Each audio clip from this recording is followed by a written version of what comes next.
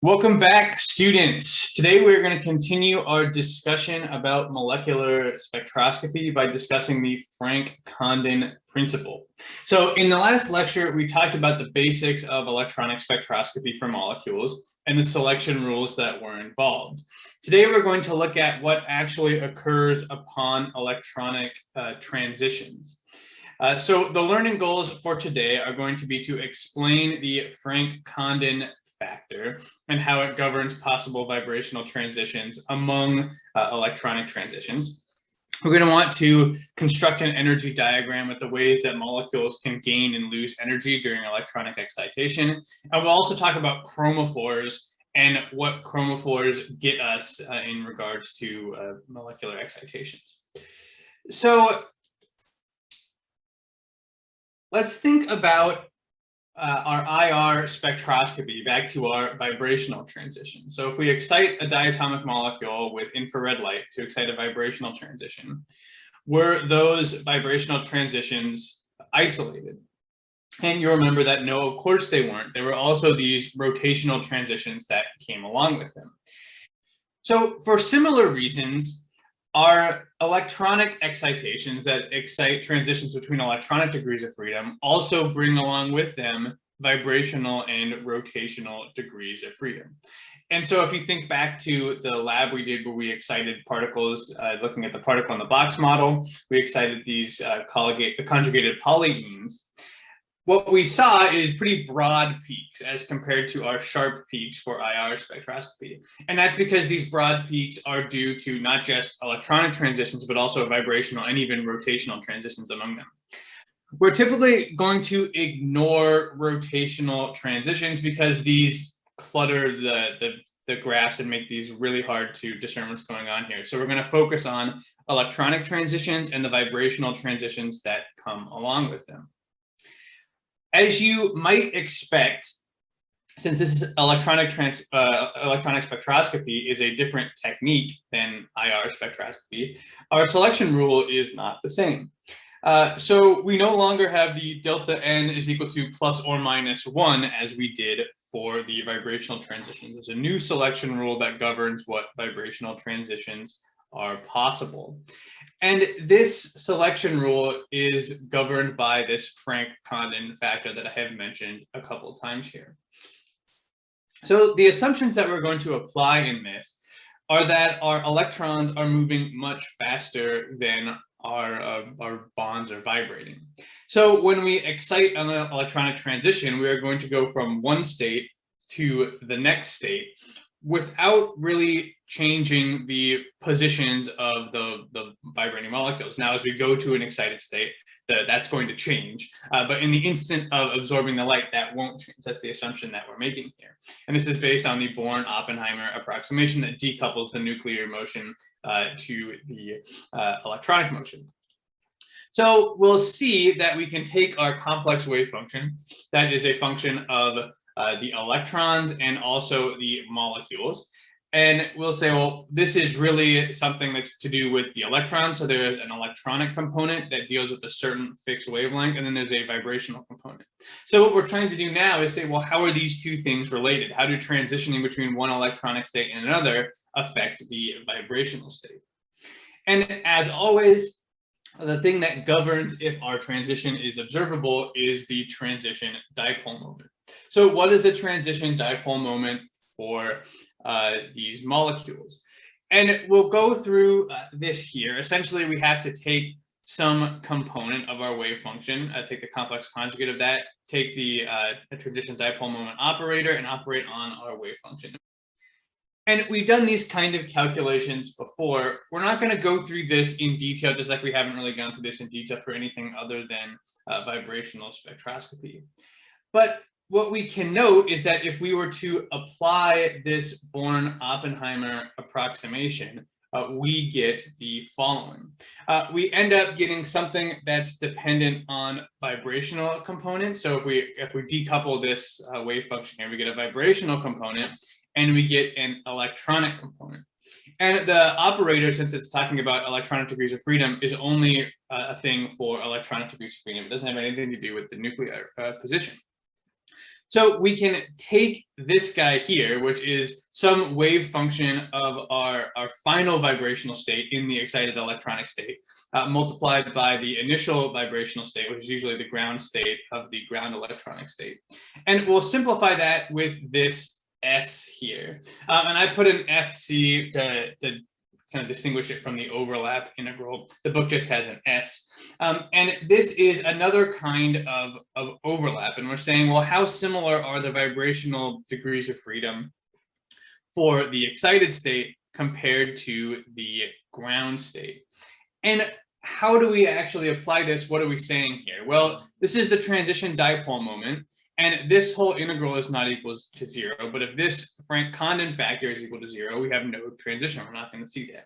And the larger this SFC here is, the more predominant we're going to see the transition. So what does this look like and how do we apply it? If we look at our graphs here, so this is the potential energy well for the ground state, and this is the potential energy well for the excited state. Imagine we're in the ground electronic state and the ground vibrational state. We've done calculations that show this is pretty likely for a lot of small molecules. Now, what happens as I excite this? According to the Born-Oppenheimer approximation, the excitation is going to happen on a much faster time scale than any vibrational motion. So that means if I'm at some sort of distance, say the bond distance here, when I excite the transition, it just goes straight up. And when it goes straight up in this plot, it means that the bond length isn't changing because that's changing much slower than the actual transition itself. So what we do then is consider how much overlap this wave function has with these excited states based on the degree of where they are. So you can see as it crosses the ground state here, this is pretty low intensity, so it doesn't really have a lot of overlap, and we would expect that ground state to ground state vibrational state transition to be pretty low. As we increase, we see, oh, well, hey, now here for n equals 4, we have a fair amount of overlap, and that is the highest state. As you can see in this plot here, many states have overlap. So when we excite these transitions, we don't just have one peak, we have many peaks. So our ground vibrational state, even though it starts at the 0 vibrational level, it can be excited in this simple case here to 0, 1, 2, 3, 4 would have the highest intensity because it has the most overlap, but it could also be 5, 6, and probably 7, 8, 9, 2 if we continue. So we don't see one nice peak, we see many peaks. And in the case where our many peaks are close together, or there are many vibrational or rotational transitions on top of the vibrational transitions, we don't even see many peaks, we see one broad peak. And we can see what that would look like here. So our atomic spectroscopy looks pretty sharp. A diatomic molecule would have some relatively sharp peaks. The more molecules you get, the lower the rotational energy levels and vibrational energy levels, and you kind of get a mess that you can't really resolve. One way that we could try to resolve this is by doing this at low temperatures. So if we have low temperatures, we discriminate between many rotational states, particularly, and vibrational states in some cases, to make sure everything is in the ground state. And then it's a little bit easier to decipher what's going on because you don't have too much confusion. You only have something from the ground, rotational, vibrational, electronic state going to some excited state. Another thing to think about is that for electronic spectroscopy, typically we get a mess. If you take random organic molecules, stick them in a UV vis instrument and measure their spectroscopy, you get a mess because a lot of things absorb at the same wavelengths. So if we look down here, things like carbon-carbon bonds absorb at 170 nanometers. This is UV light. Carbon-hydrogen bonds do as well, double bonds, and so forth. So organic molecules typically have lots of carbon-carbon, carbon-hydrogen bonds and that kind of stuff. And if they're all absorbing light in the same, about 170 nanometers, you can't really resolve that. You get kind of a mess. So something that we often look for to get information out of these is to, instead of caring about the spectroscopy of the whole molecule, we look at chromophores.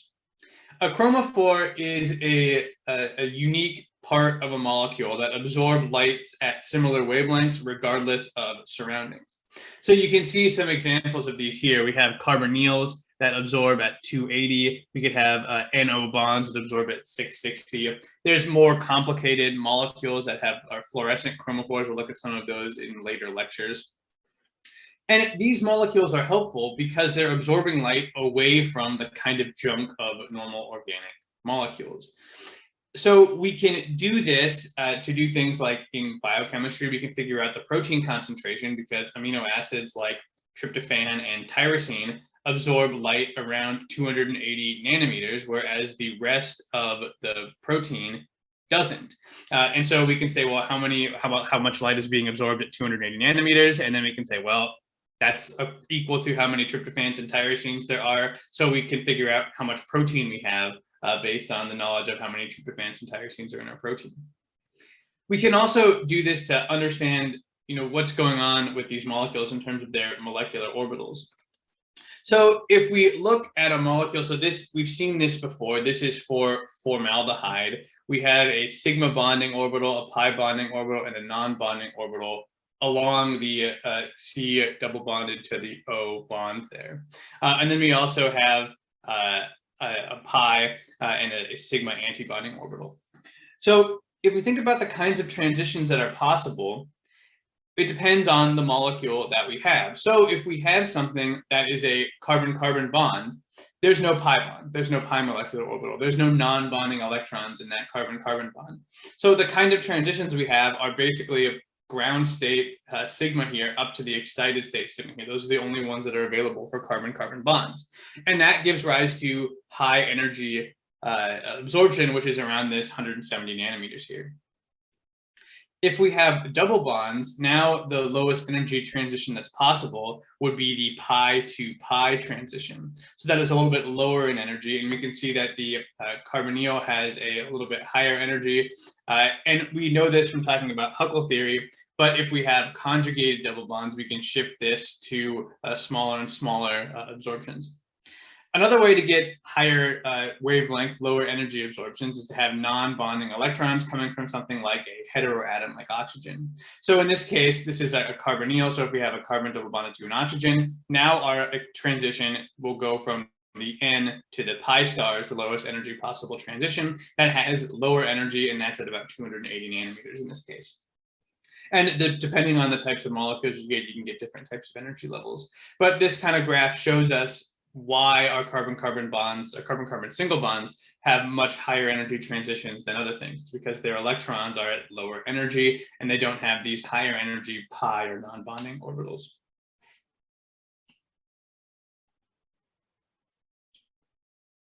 With the Franck-Condon principle in mind, we can think about the options that molecules have when they absorb light. And we can go through this diagram here. We'll go through it in some detail, and then we'll explain these kind of possible transitions in more detail next time.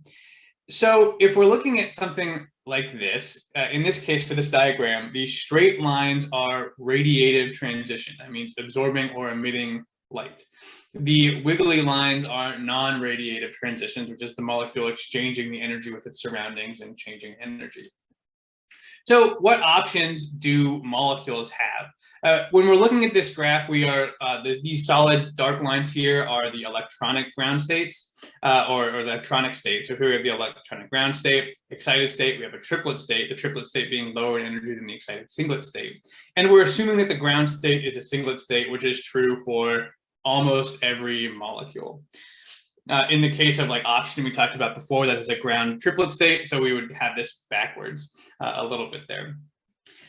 So we're starting in the singlet state, and for most molecules, right, we're also starting in the singlet vibrational level. So these smaller lines are the vibrational degrees of freedom on top of the electronic degrees of freedom. So we're basically taking the well part out of this and just looking at the lines here. When you excite a molecule, we'll talk about this more next time, but they only go from the ground state to the excited state, and they have to keep their spin the same. So if they're in a singlet state at the ground state, which most molecules are, they'll excite to the singlet state, not to the triplet state. And like we just observed with the Franck-Condon factor, we can go to many of these different excited states. However, once we get there, it turns out that molecules are able to lose vibrational energy through non-radiative pathways much faster than they are by radiative pathways. And so what that means is that even though we excite to a higher level vibrational state, the molecules will typically lose that energy by colliding with other molecules, radiating it as heat and so forth, down to the ground state. This is called vibrational relaxation. So we have a molecule in the ground electronic vibrational state, excited to an excited electronic and vibrational state, losing that energy, so it's in the excited electronic state, but ground vibrational state for the excited singlet state. At this point, it has a couple of options, and this is going to be heavily dependent on the actual molecule, and we'll talk more about this next time. So often these molecules will emit light and go back down to the ground state. And they do this in a process that's called fluorescence. You'll note that the light that they emit is lower in energy than the light that they absorb because they lost some of the energy that they absorbed due to these vibrational relaxations. And so we'll look into more detail about fluorescence next time and kind of put together what we expect these spectra to look like.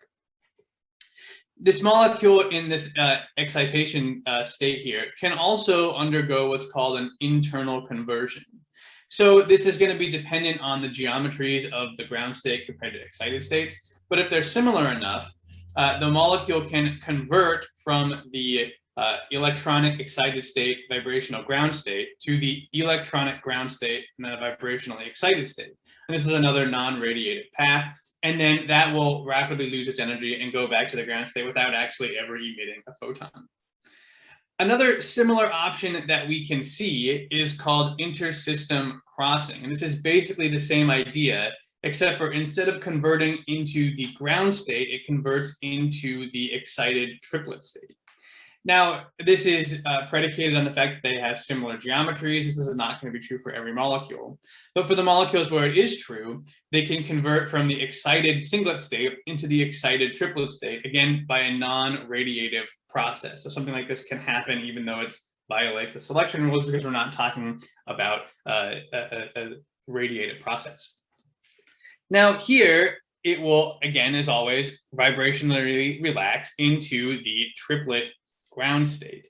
At this point, it is potentially possible that it could intersystem cross back into some state of the singlet state. But for molecules where that can't happen, we have a weird condition where a molecule has absorbed energy and it's now wiggled itself into some place where it can't actually lose that energy. It can't vibrationally relax any farther because it's in the vibrational ground state of this excited triplet state. So what does it do? The only way it can deal with this energy is to emit light in violation of the selection rules.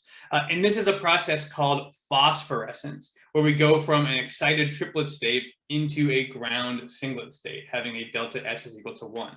Now, this is a forbidden transition. As always, our forbidden transitions aren't so forbidden in spectroscopy. And we'll talk more about how this can happen next time. But for now, we'll leave it here. And in the next lecture, we're going to continue to explore these various types of electronic spectroscopy. We'll look into more detail on fluorescence and phosphorescence and how they work, and talk about some applications of them. And then we'll move on to applying these to more complex biological systems and seeing what kind of information we can get out of them.